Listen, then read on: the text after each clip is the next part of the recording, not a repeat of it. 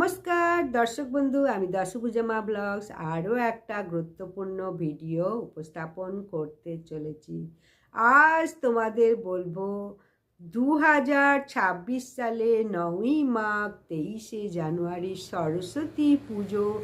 এই দিনকে সরস্বতী পুজোর আগে কেন কুল খেতে নেই, এই বিষয়টাই বলবো, কেন কুল খেতে নেই। তাহলে আজ প্রত্যেকে ভালো করে শেষ পর্যন্ত শ্রবণ করো।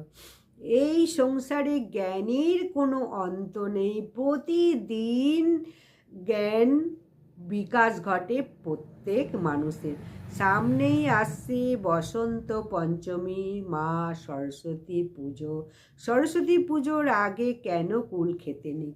মহর্ষি বেদব্যাস তিনি ব্রহ্মসূত্র লিখবে, কিন্তু ব্রহ্মসূত্র লেখা জন্য তিনি কিভাবে লিখবে কিছুই বুঝতে পারছে না।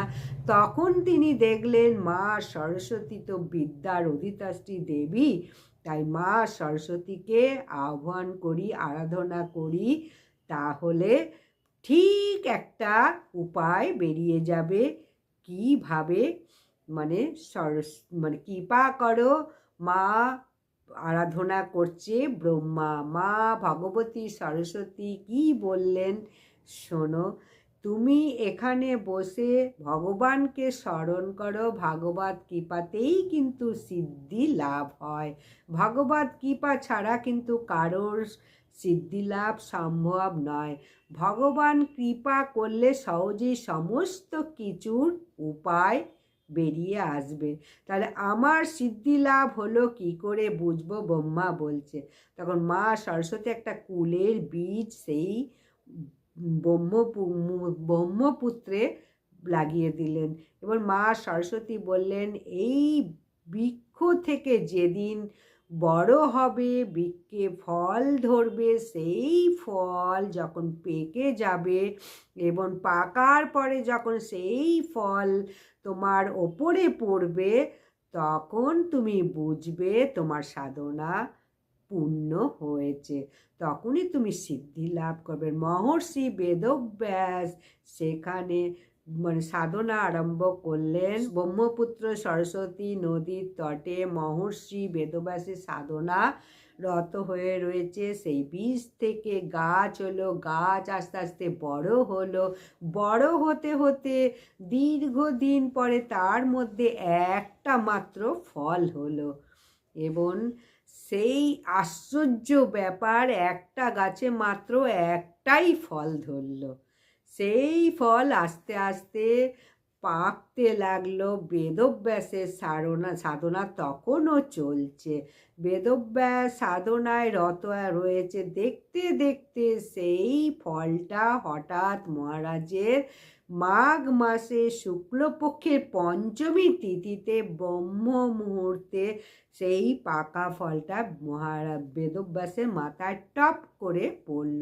যখনই ফল পড়ল, তখনই বদ্রি ফল দেখে বেদব্যাস বুঝে গেলেন আমার সাধনার সময় পূর্ণ হয়েছে।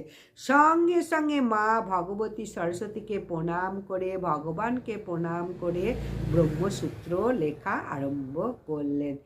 ব্রহ্মসূত্র লিখতে লিখতে আরম্ভ করলেন যখন, তখন সেই গ্রন্থ কিন্তু লিখতে হাজার রকম চেষ্টা করলো, কিন্তু পারল না।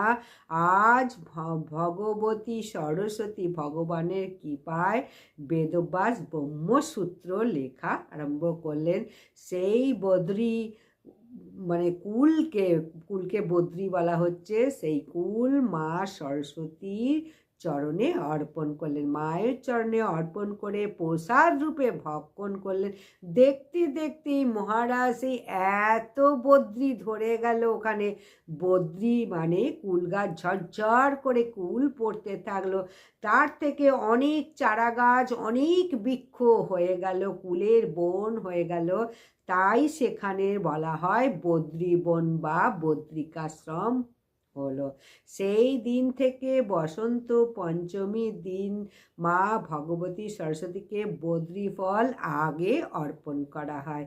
আগে মাকে অর্পণ করে তারপরে সেই বদ্রি ফলকে গ্রহণ করা হয়।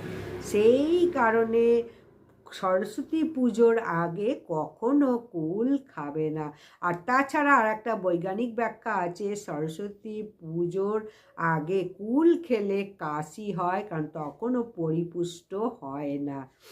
তাই সরস্বতী দেবী বললেন আগে মা সরস্বতী দেবীর আরাধনা করে কুল দিয়ে তারপরেই প্রত্যেকে খাও।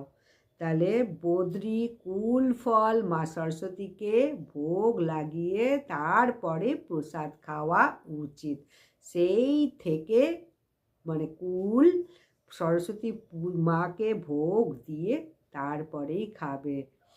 যাই হোক, আবার বৈজ্ঞানিক ব্যাখ্যাও বলে দিলাম, কুল সরস্বতী পুজোর আগে খেলে সেই কুল পরিপুষ্ট হয় না, কাশি হয়, সর্দি কাশি হয়। তাই কুল সরস্বতী পুজোর আগে বিদ্যার্থীরা তো ভুলেও খাবে না, কচি কাঁচার দলরা। তাহলে মনে রাখো কুল কেন সরস্বতী পুজোর আগে খাওয়া হয় না। ভিডিওটা ভালো লাগলে লাইক, সাবস্ক্রাইব, শেয়ার করে দাও। নমস্কার, বিদায়।